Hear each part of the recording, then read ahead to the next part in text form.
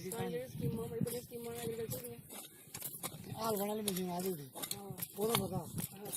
ਉਹ ਲੈ ਤੁਸੀਂ ਨੇ ਹੋਰ ਤੇ ਮੋੜਾ ਚਲੋ ਮੋੜਾ ਚਲੋ ਹੈ ਅੱਜ ਤਾਈਂ ਤੁਸੀਂ एक काम करा दो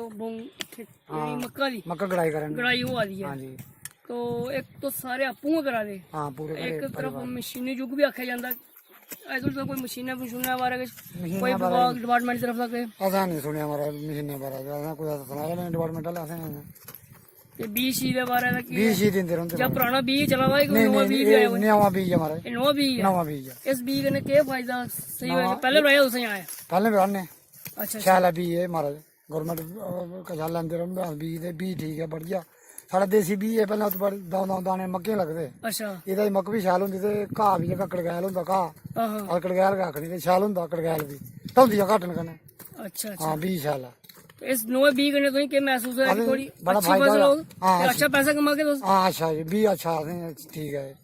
ਵੀ ਠੀਕ ਹੈ ਤੇ ਇਹਦਾ ਕਨੇ ਘਾਹ ਹੁੰਦਾ ਨਾ ਜਿਹੜਾ ਉਹ ਵੀ ਮਾਲੇ ਪੂਰਾ ਖਾਉਦਾ ਮਾਲਾ ਤਾਂ ਵੀ ਬੜਾ ਅੱਛਾ ਇਹਦਾ ਘਾਹ ਵੀ ਅਤੇ ਮੱਕਾਂ ਵੀ ਛਾਲ ਹੁੰਦੀਆਂ ਇਹਦਾ ਬੜਾ ਬੈਨੀਫਿਟ ਹੈ ਅਸੀਂ ਮੱਕਾਂ